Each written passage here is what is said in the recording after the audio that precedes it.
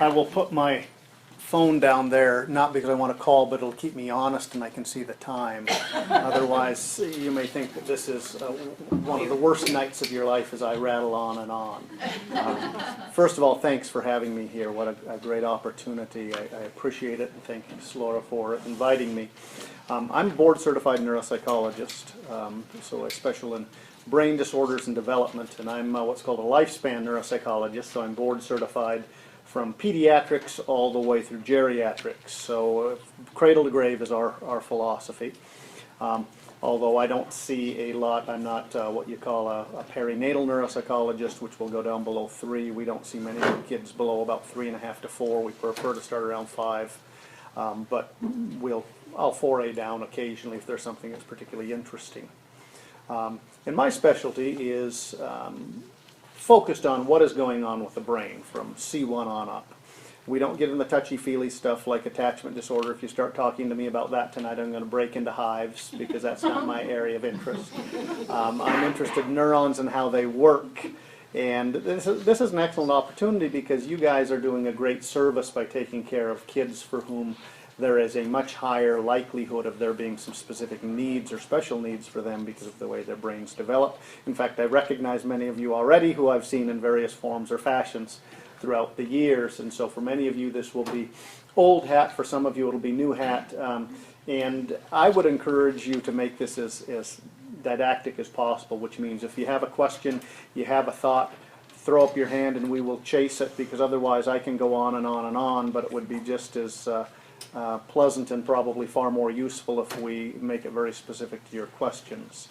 I'll come up with a good answer or a good lie, whichever comes to my mind first. And the good news is most of you won't know the difference, so I'll still sound pretty good. But let's talk about these kids, because what we're going to talk about tonight is the brain, the human brain. Again, not so much from a psychological perspective, but from a neurologic and neurodevelopmental perspective. But that obviously has implications for everything else that we do. The picture is only as good as the camera that takes the picture and the screen on which we see it. And so those are the hardwired aspects that we're going to be talking about.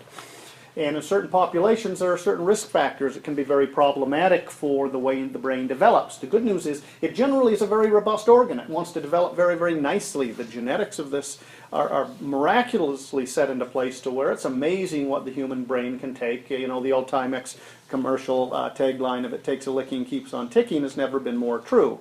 But there are extents to that, and there are certain risk factors that we particularly deal with as it relates to kids. And the first 3 years of life are particularly important, from the day of fertilization, and we get cellular splitting that occurs at this remarkable rate through 3 years of age, is a very, very fertile period of brain development for humans, and also a period during which there can be a lot of things that go awry if there are certain risk factors. And this is by no means an exhaustive list, but it's some of the more common ones. Poor prenatal care. Yeah, there's a reason we push moms to get into prenatal care early, because if we don't take care of slight little medical issues, we don't make sure there's good fetal or maternal nutrition, all of these things can have an impact on developing brain. That you don't need me to stand up here and tell you that. In utero exposure, obviously, to any number of things: cigarettes, alcohol, toxins from living in meth houses, you name it, all sorts of things that can affect that. Weird things as even fumes. You know, we've seen lots of kids where mom has even just been exposed to cleaning agents while pregnant, and we now know that makes a major difference. And if you're working in a place where there's not proper respiratory equipment, what goes into mom is ultimately going to go to the baby to a large degree. Lower maternal age. You know, we're not designed to have babies at 13 and 14 years of age anymore. So you have low maternal age, it's a problem. And on the other end too, but that's generally less of an issue, older maternal age. You know, if you're 45 and you have a baby versus 25, it's a different story. And if you're 85, you go in the Guinness Book of World Records and you don't have to worry about it, right? Also have your own sanity checked at that point. Familial psychopathology and the genetics that come through with this. So often we're just dealing with genetic issues as it affects the way the brain develops. And of course then limited bonding and interaction early on, and you guys are all foster parents, so I don't need to tell you about that, but the one thing we've discovered over the last 20 years is particularly the first 10 to 12 days after birth are exceedingly important for the developing human brain. You know, so we get the first about 12 weeks before a woman even knows she's pregnant, so we often get exposure to things that somebody wouldn't otherwise be using, but now during those days of early cell division, bad things can happen. Then the first 12 to really 21 days are really important. It's not like the rest of the time is, you know, bad Captain Crunch. It's just those first 2 to 3 weeks are really, really important. For fairly simple reasons. When our brain comes out, it really hasn't had to do anything, right? There's no environment to interact with. There's really no regulation it needs to do. You don't even have to control bowels and bladder. You don't have to control heart rate. You don't have to do much of anything. It's all being done by mom.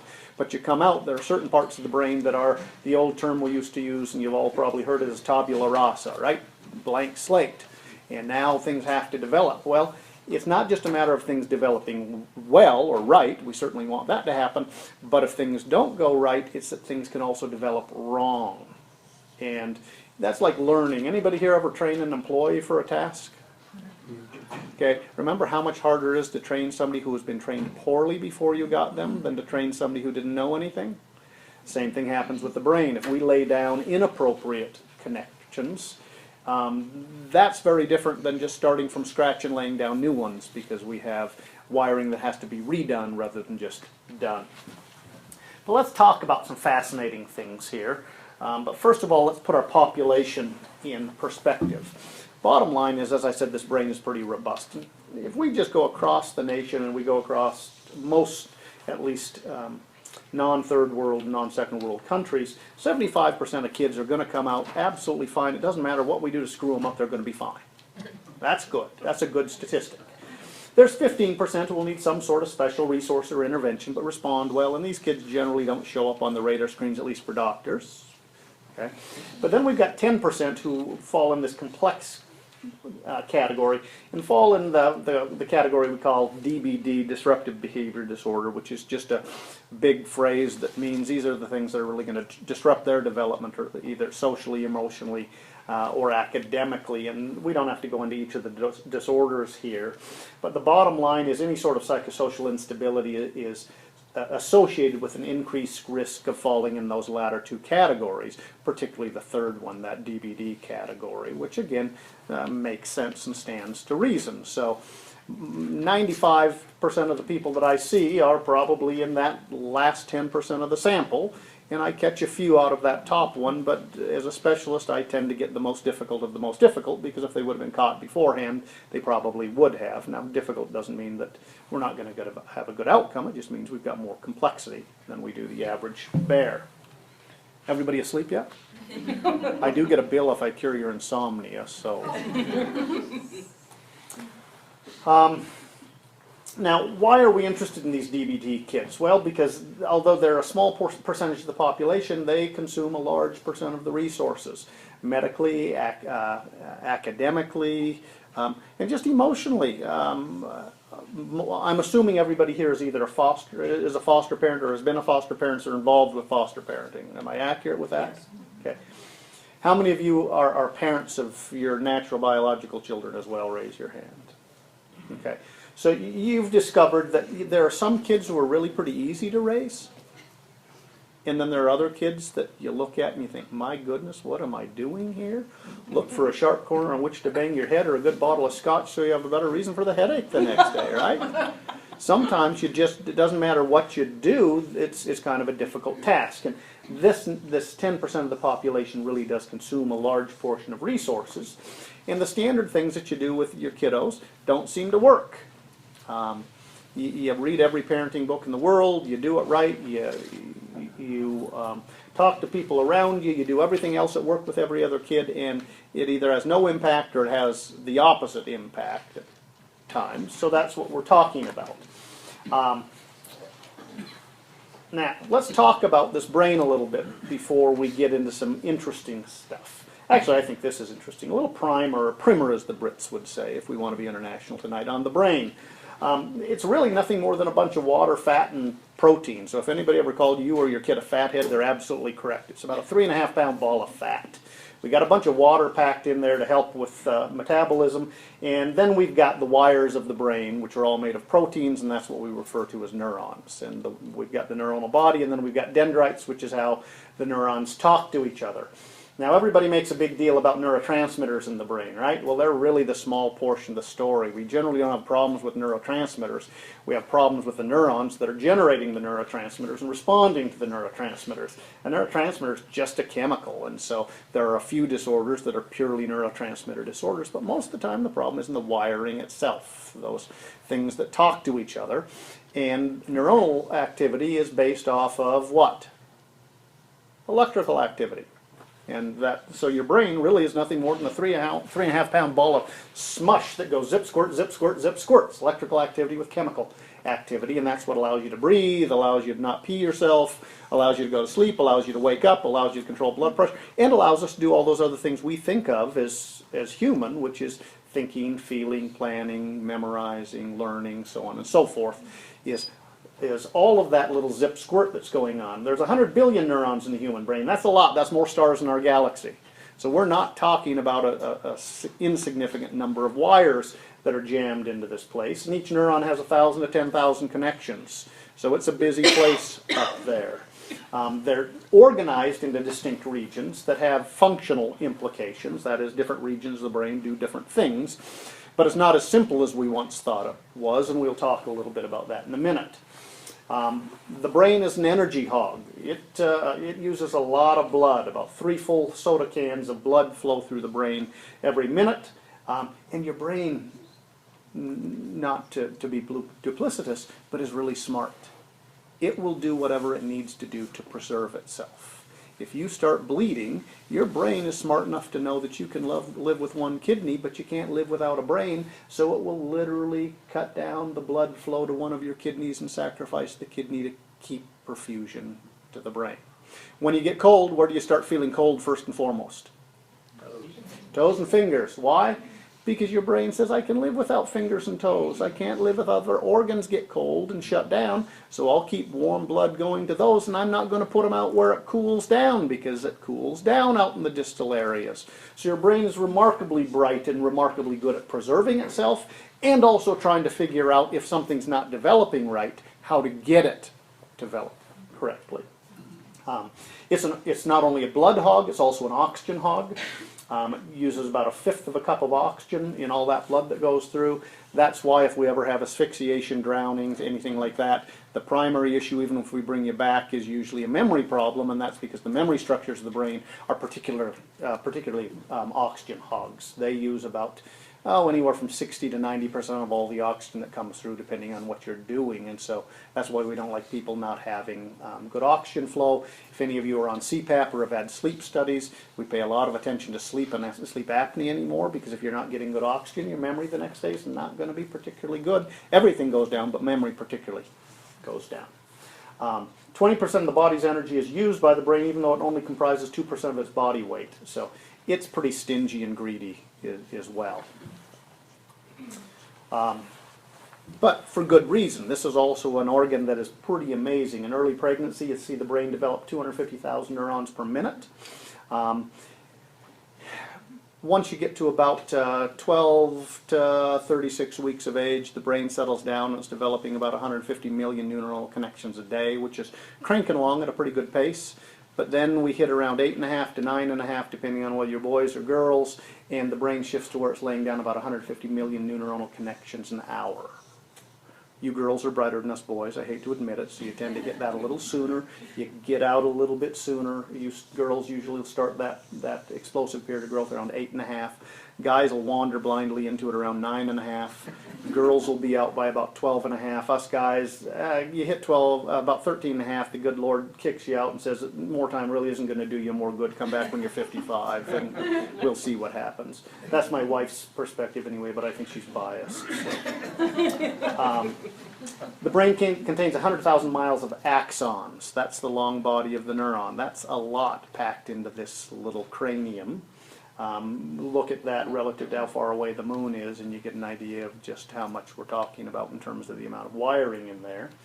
And information in the brain travels up to a rate of 260 miles per hour. When you only have to cover a few centimeters, that's cranking along.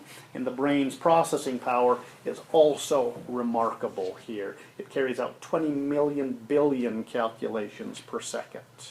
A group out of MIT has been trying to basically match this with a computer. They were finally able to do that about 2.5 to 3 years ago. Anybody know how big the computer is that does this? 5.5 square blocks. So we're talking about some amazing efficiency in this 3.5 pound ball of fat. Now, what's really cool and what makes my job fun and makes what you guys do all the more important is our general advances in neurosciences over the last several years, certainly over the last 25 years that I've been in this, but even over the last 5 years, are absolutely amazing. Our knowledge has grown so much over the last 2 to 5 years, it's absolutely, it's almost impossible to keep up with it. And in fact, we've become more and more specialized as specialists because we can't keep up with it. I read on the average of 450 to 700 pages a week to try to keep up just in my basic areas, and I feel like I'm always behind where I need to be. And it's not because, well, yeah, it's probably because I'm dumb, so I need to read that much, but it's also that things are changing so much. Things that we talked about as fact 2 years ago are now fiction. So, everybody heard the old adage that when a neuron dies, a neuron's dead, right? You don't get it back? Well, we now know that's not that simple. There are certain neurons that regenerate, and there's ways that we can probably get neurons to regenerate if we get a little bit more fancy about it. We also know how dynamic the brain is. We know that it changes as we age. As we get older, we tend to become better experiential learners and less verbally based learners. And then it also changes in response to environmental stimulation. There's some very, very interesting and provocative data that are suggesting that our kids' brains are changing very rapidly relative to where even my generation was because of what? And computers. And computers. It still amazes me. I still do a fair amount of research, and I was working with a fellow who's, both a fellow and a gal who were just finishing their postdoctoral fellowships. One's at Brown University and one's at Mayo. And we're doing a research project, and I had a question for them and said, we need to do a lit search on this. And they're remote. One's in Minneapolis and one's back in Rhode Island. And within 10 minutes, they had compiled probably 350 to 400 articles that we were going to sift through. When I was in graduate school, that would have been, you go to the library, you can remember the old card catalog? And except you'd find, I don't even know what they call them anymore. Remember the old index books that you'd find where you'd find a small little blurb of what the article was, and then you had to find who, if you had it in the library, which you never had, right? So you'd have to go to the librarian, which trying to find a librarian who had a pulse was difficult, right? And then you had to fill out this form that went to the librarian, which they then took and typed up, and they faxed to someplace, and 2.5 weeks later, you would get an article back that you wanted to look at, but you didn't have more time than to get maybe 5 or 10 articles because it would be literally days long looking through these things to find what you were looking for. And now in a matter of minutes you have at your fingertip hundreds if not thousands of articles. In fact, the biggest issue is not finding what's relevant, it's trying to determine what's not relevant because the system was so overflowed. But also video games. It's a very, very immediate feedback system where we didn't used to have that. We used to have to be interactive, now we have to be reactive with video games. Video games have become very, very smart. I can say I used to belong to the dark side and was part owner in a large electronics firm that was involved in video game manufacturing. One of my good friends still is. And how many of you have kids that play video games? How many of you have kids that play video games and their Wii or their Xbox is hooked up to the internet? Exactly. And it's going more and more that way because we don't have video games anymore. We have smart video games, which means the computer is actually paying attention to how well your child is doing. And if they're not doing well enough and there's another version of the game coming out, they will make each of the levels easier so they're more likely to get through the levels so that you will have a kid that wants to buy the next version of the video game. Bottom line is our brain is far more dynamic than we used to think it was. That was a long-winded way of getting around to that. Functional imaging is something that's come along that's really advanced some of our understanding of the brain. Functional imaging, the most common ones are SPECT, single photon emission computed tomography, PET positron emission tomography, and fMRI, functional magnetic resonance imaging. These are kind of like MRIs and CTs. You've seen those, right? They give you a nice picture of your brain, but those give us a picture of the structure, the morphology of the brain. Our functional images don't give us a picture of the structure, they give us an idea of how are the neurons functioning in the brain. SPECT and PET were the original ones that came out, and they're very good, but they're invasive. We have to inject you with a tracer, and then you go into a very expensive scanner, and then we can see how these tracers are taken up into certain cells, and the more they take in the tracer, the more active the cell is, right? Makes sense. fMRI isn't invasive. It's using standard MRI, like you can go down to St. Pat's and get an MRI of your brain or advanced imaging, but fMRI doesn't just look at the structure, it looks at basically how fast certain molecules are spinning, a type of water molecule that has to do with activation in the brain, and we can see more active or less active neurons, and of course from that then determine what does a neurotypical brain look like versus what does a non-typical brain look like, what happens if you injure a section, but also what happens when you do a particular task, so we can see what's involved. So this fMRI has allowed us for the first time to see that kids with these disruptive behavior disorders, their brains on average look different than their neurotypical peers. They function different.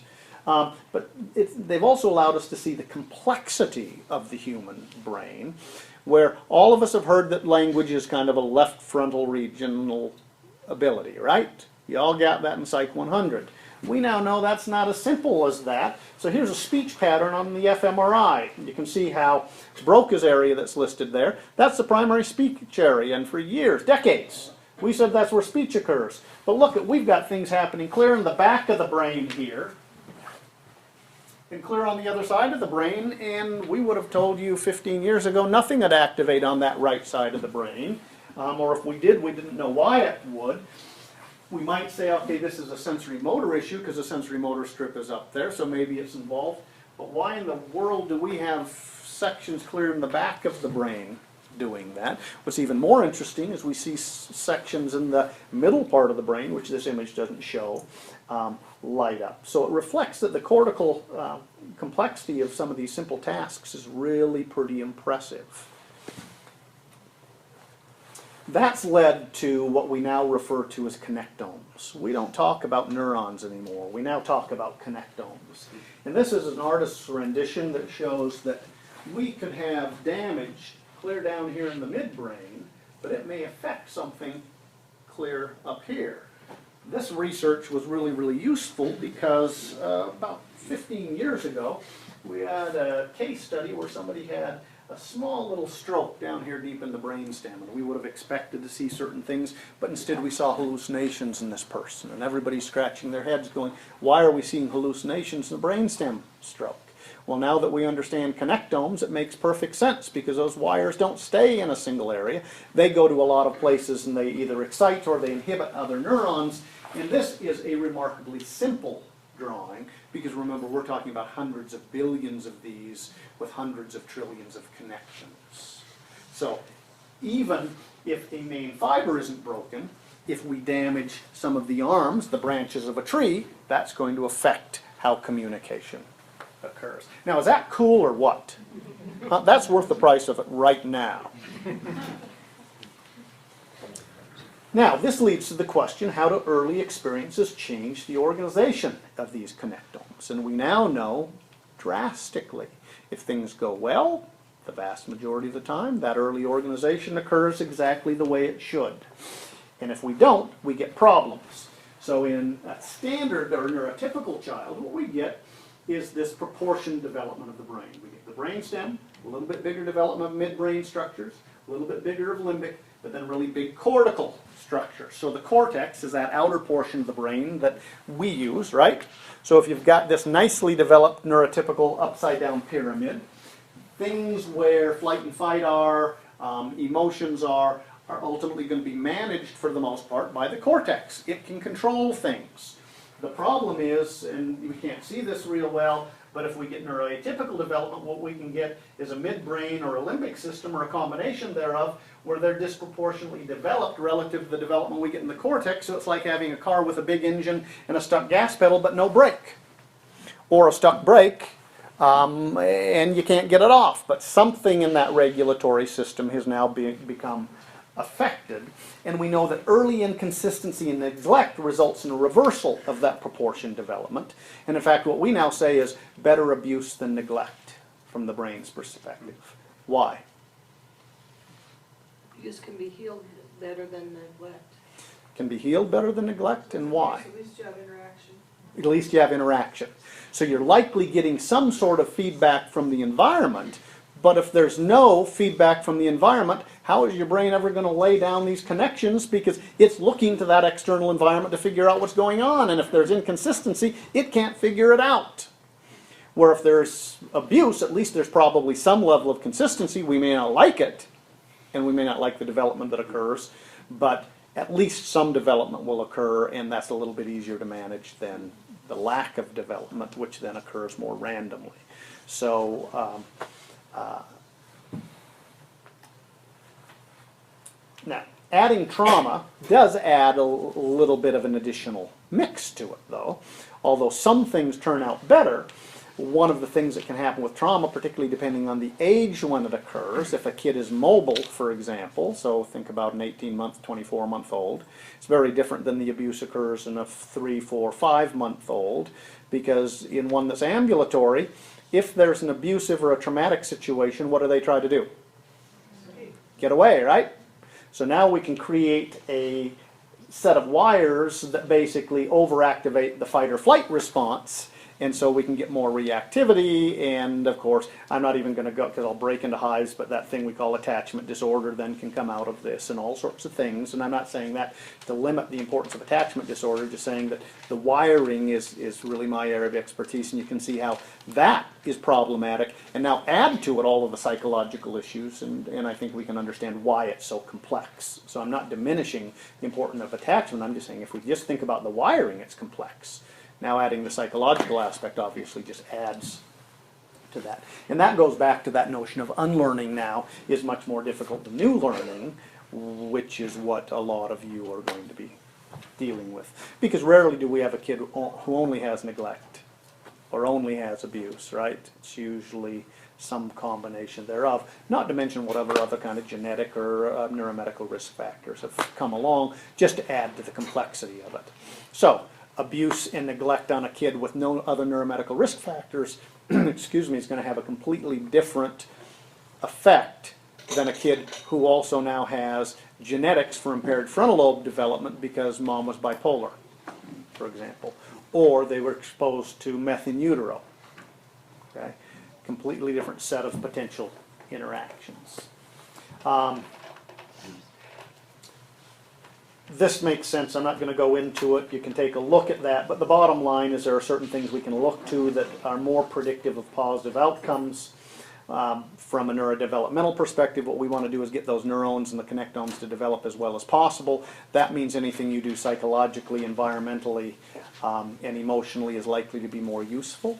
Where if the connectomes are messed up, we can do the best of therapy, we can put them in the best of homes, we can do everything just right.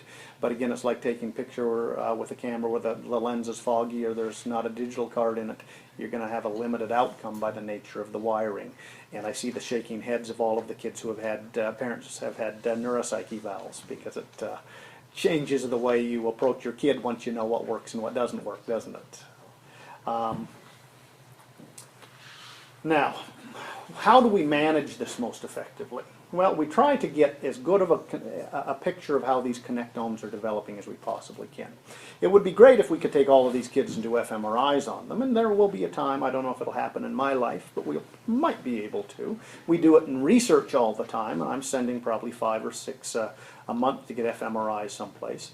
We don't have fMRI in Missoula. They're still primarily in tertiary care centers where they're used for research. We have everything we need here, but we can't use these clinically yet because we don't know enough about them. And so maybe 10, 15 years from now, they'll be a standard part of our protocol, but they're not, so we end up having to use neuropsych data. But even when we have fMRI, we're also using the neuropsych data. So when I was at San Diego, and still with my research with folks at UCSD and at University of Ohio Cincinnati Children's Hospital, we matched the functional data of the neuropsych with the functional data of the fMRI, because that shows us how things are actually working. Otherwise, we're only getting one side of the coin, and we really want to see both sides of the coin.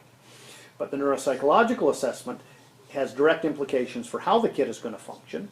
These are based on well-developed theories and understanding of neuropathophysiology, and it's been borne out now by our neurofunctional data from fMRI, which is what's nice. We've got confirmatory data so that we can see what's actually driving this. And ultimately, it's this set of data that's going to provide the cornerstone for the treatment for most of these struggling kids, although like I say, we'll add fMRI to that in the future.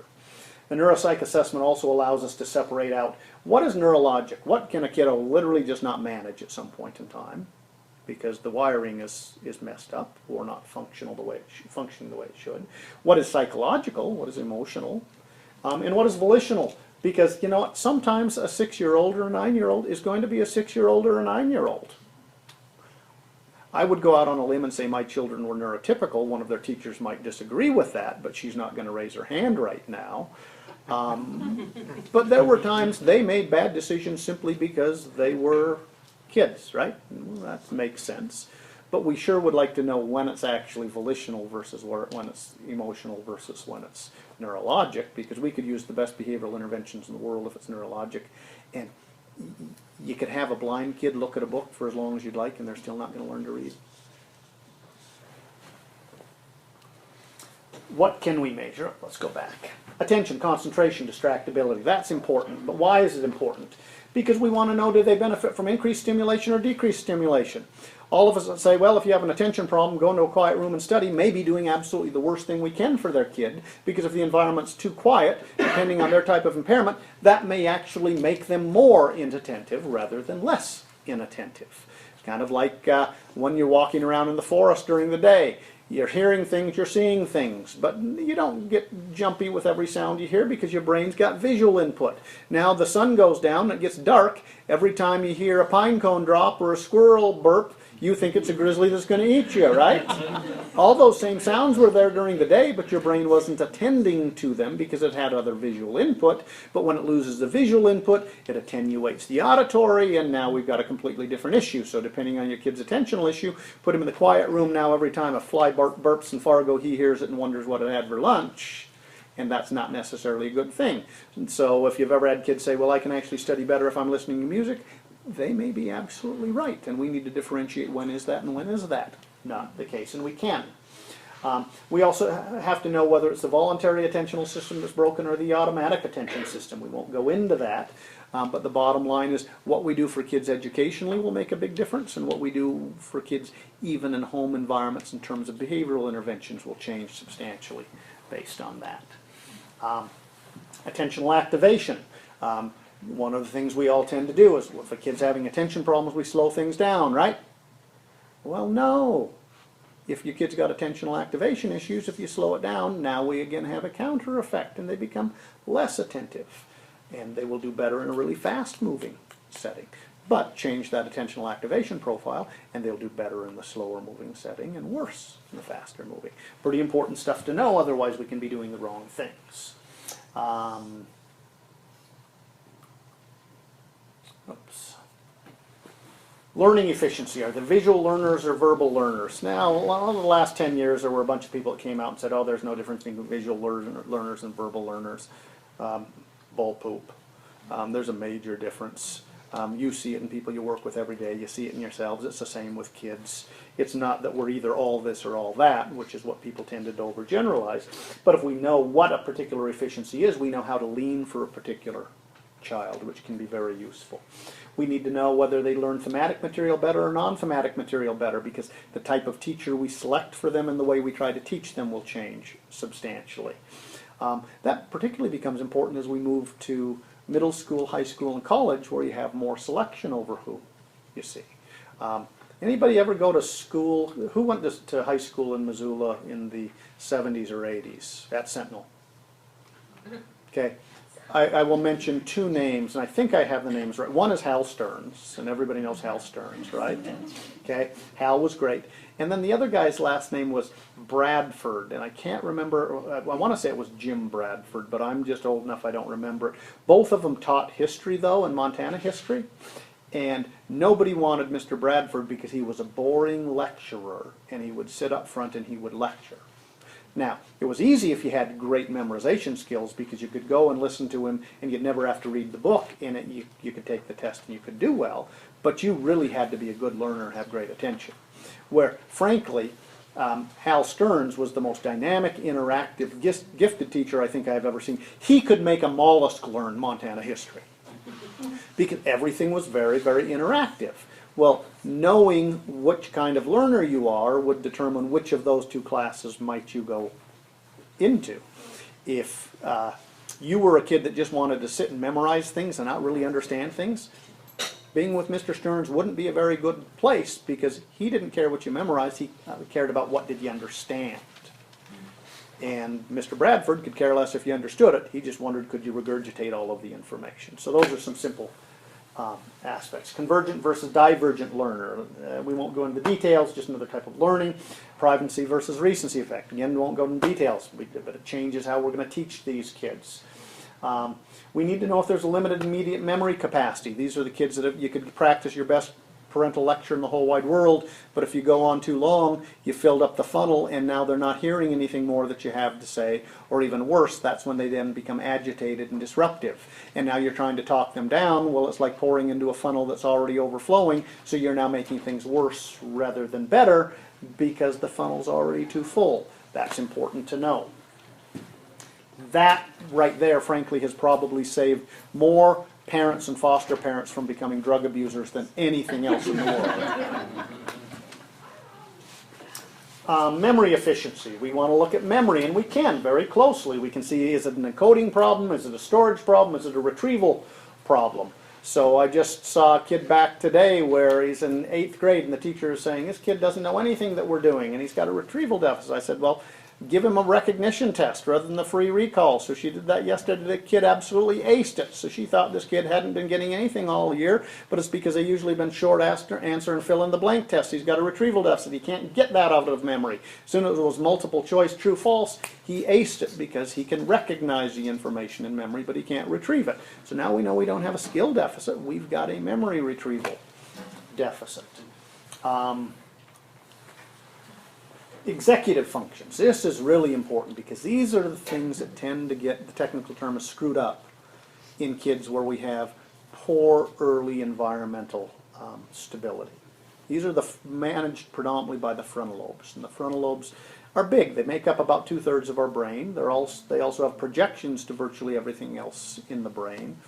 And these are also the most predictive of who's going to do well as an adolescent and adult. If they're impaired, we really don't care neurologically or neurodevelopmentally about anything else until these are managed, because it's kind of like putting more air in the tires of a car that doesn't have an engine. It's still not going to go anywhere. So we have to manage executive abilities.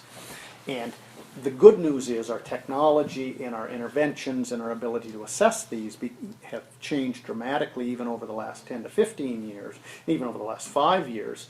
And because these regions of the brain are so dynamic, they're always changing. They'll change up until the day we take our last breath and die, which means you can often get very good change. But of course, again, earlier intervention is always better than later intervention.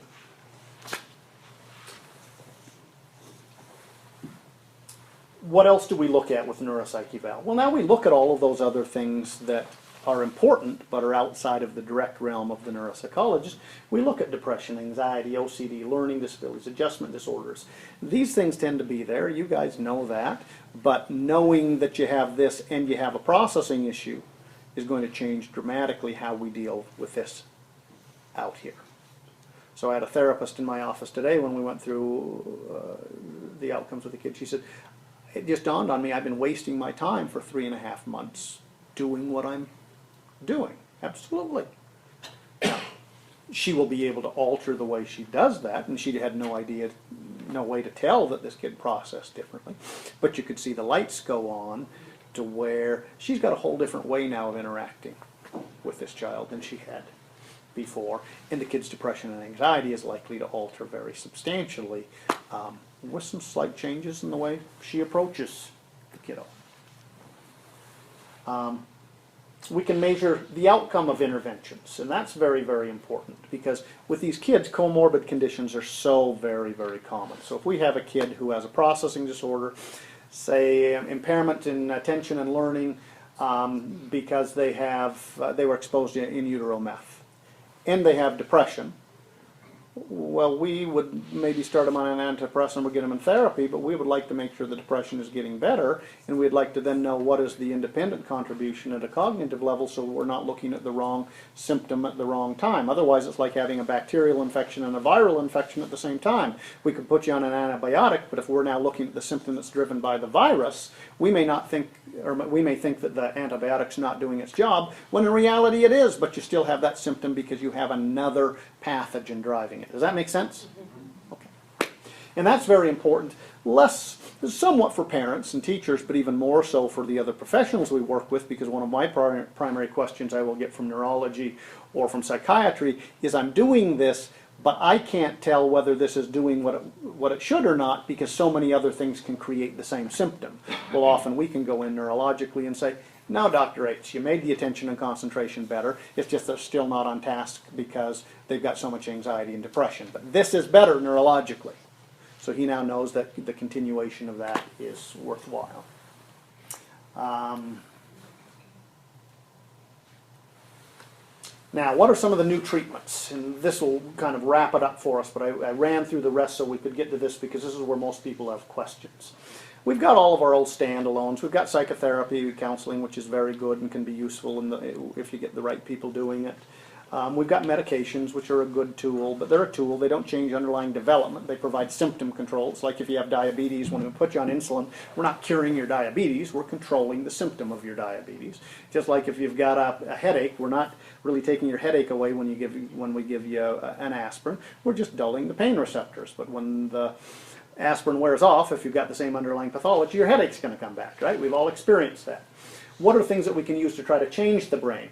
Well, neurofeedback is where the world is really going at this point, neurodynamic aspects. And neurofeedback's a broad category. We've got everything from EEG-based neurofeedback using passive and active modalities to actual stimulating ones.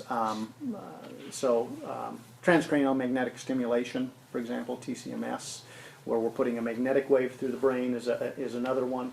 And now even neurofeedback using fMRI. Two really, really nice large-scale studies were just presented at the international meetings in Boston about 3 months ago using a real-time fMRI, which was very, very impressive. And what's nice is we can then get the brain to develop those connectomes. Remember that really complex puzzle that we put up there? Well, if one area has been blocked, we can try to get that connectome to develop connections to get around that so that we don't have a backlog, and we're getting better and better at that.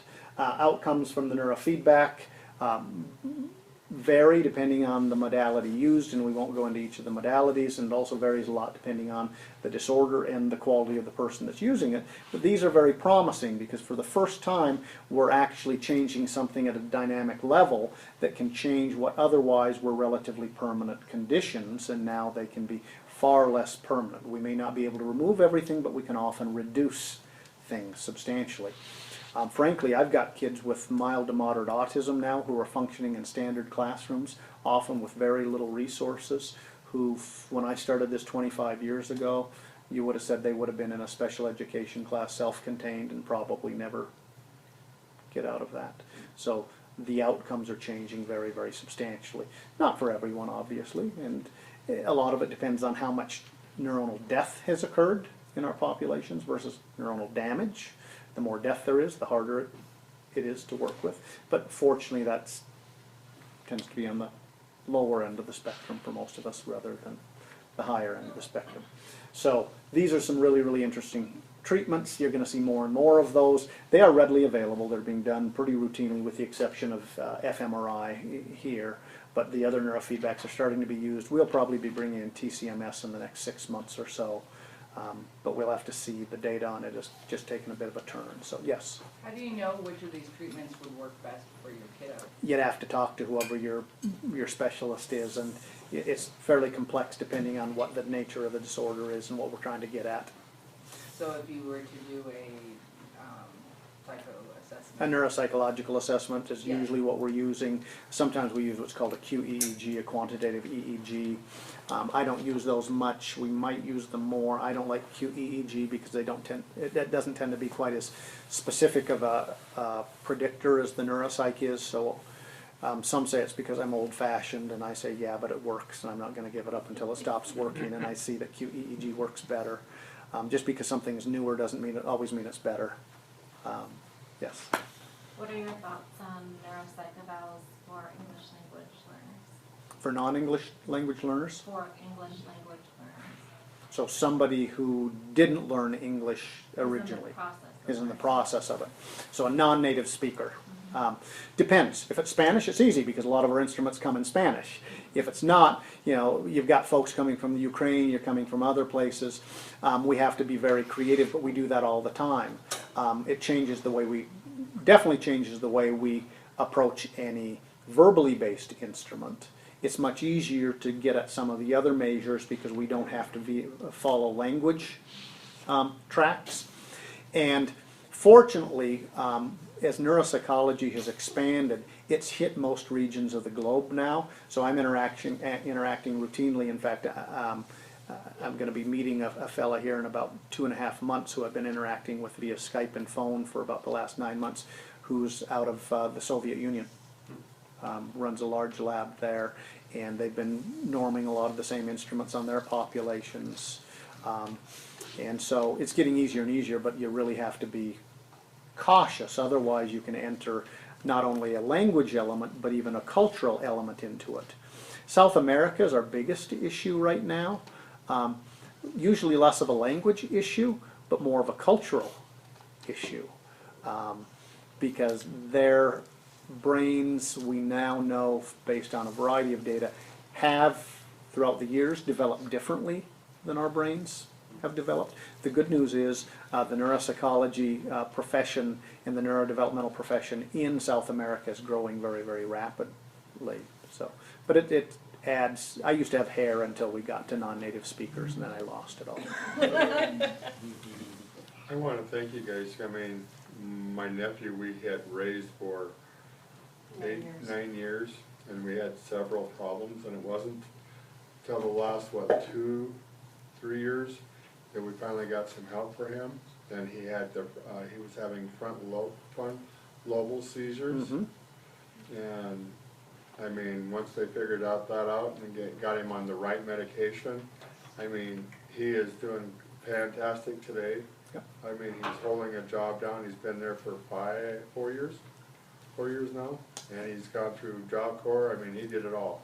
Yep. And he's doing really well.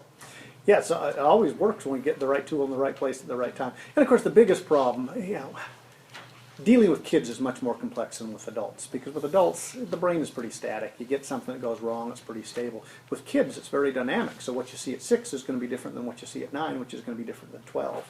And so with kids, it's always a constant process of seeing what is going to develop and trying to keep bad things from developing.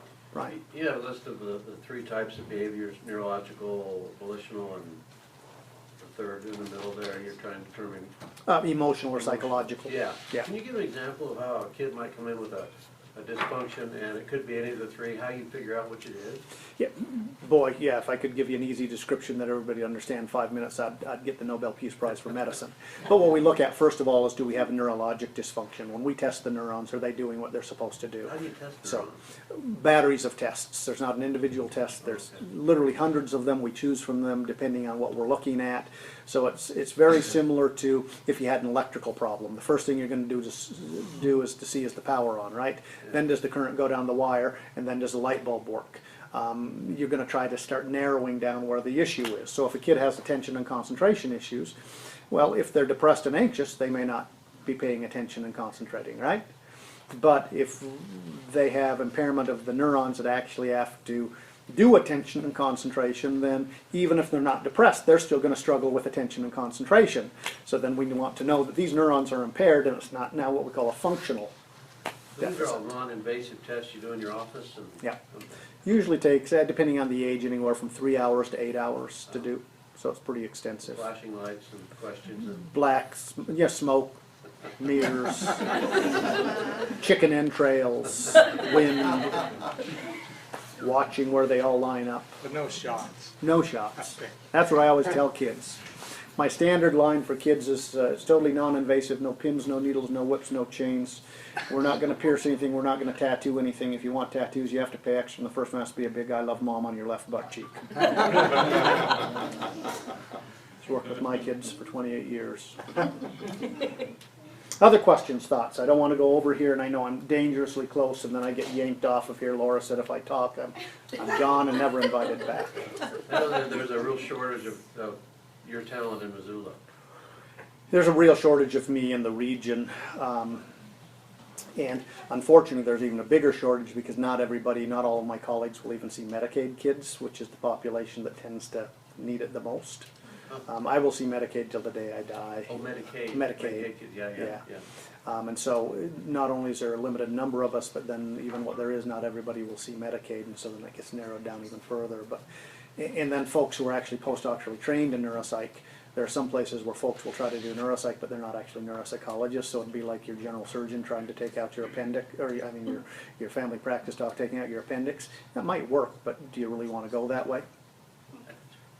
Yeah.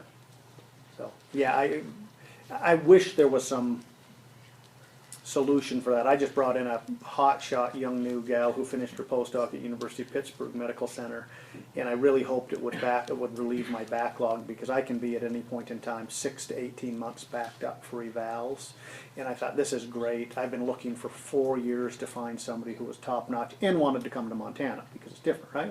She's a Montana girl who wants to come back home. Grew up in Columbia Falls, Kalispell area, wants to be back in Montana, isn't using it as a step off to get to someplace else. And so I was so excited, I brought her in, and all that happened was the number of referrals increased. And so now both of us are back up, but that's life. Do it again. It's nothing to wait 4 to 5 months for, we're sitting there waiting. So, We'll be back in your office. perfect. So short of being able to come and see you, if there's a funnel kind of a process that teachers and adults are supposed to be kind of gathering this information, and you said not everybody needs to see you. I mean, Right. there's other ways to go. What's the first like combing process that you can go through? What's the first thing you do? The standard interventions that you do at home, at school, simple little things. If you've got a kid that's having problems processing, move them closer to the teacher and away from doors and windows, and provide a little increased supervision. And if that works, fantastic. You've solved your problem. Don't spend $1,000 to get a neuropsych eval or whatever it's going to be. But if it doesn't work, now you're probably going to have to get more creative. If you've got a kid with emotional dysregulation, then obviously get them into therapy. See if you can control the emotional dysregulation. Make sure everything's good. But if you get 8 to 10, 12 weeks of good therapy with a good child psychologist and you're not seeing nice changes in emotional regulation, well, then you probably want to start looking at something else. If you're beating on the dent all afternoon and the dent hasn't moved and you've broken the hammer, you probably want to find a different approach. So it's the commonsensical stuff. Get them on appropriate and healthy diet. Diet we now know is more important than ever before. The gut-brain connection is actually the most fascinating thing. I'm trying to figure out if I could somehow get a 3-month sabbatical. I'd like to go study under a guy who's kind of the world's premier expert in gut-brain stuff right now, because there's such phenomenal things that are occurring. But for me, just about any kid, I've got the cognitive diet that I put them on that is going to help. We keep them off red dyes, not because they have food allergies. It has nothing to do with an IgG or IgE response. It's a petroleum product and it blocks the calcium ion channel. We've known that for 30 years, but only in the last 2 years have we seen the FDA finally ban chemical dyes and use food source. So the good news, they all have to be out by 2020, so it'll be much easier.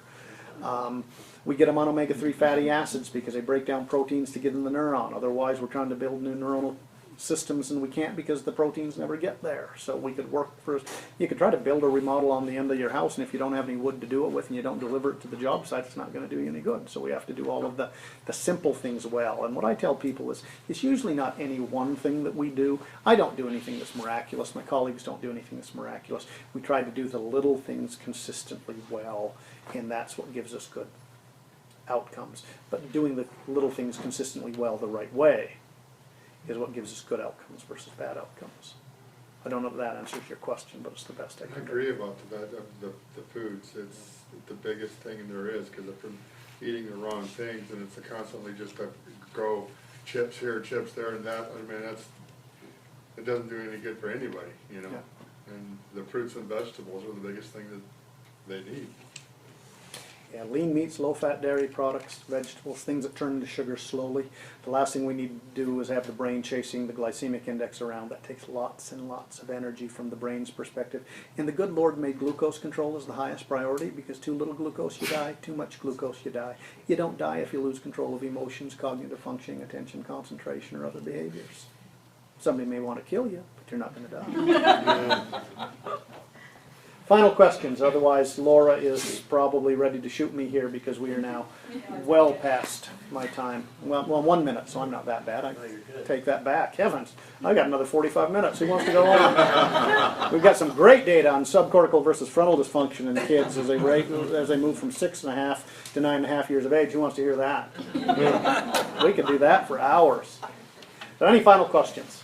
Is it important to have a child at school age to do this? Like, do they need to be in school to get a lot of this data from teachers, or can they be preschool? Like, No, like I say, I'll go from 5.5 on. I'll even go down a little bit below that depending on the severity of it. Sometimes if you've got a kid with particularly severe symptoms, we will do evals at 3.5 to 4.5. We like to see them around 5.5, but partly that's because there's a big surge of brain growth that happens from 5.5 to 6.5, and so we like to catch them at the front of that, because then we've got that really, really dynamic period of growth, and we can often make some really good changes in that 1 year period.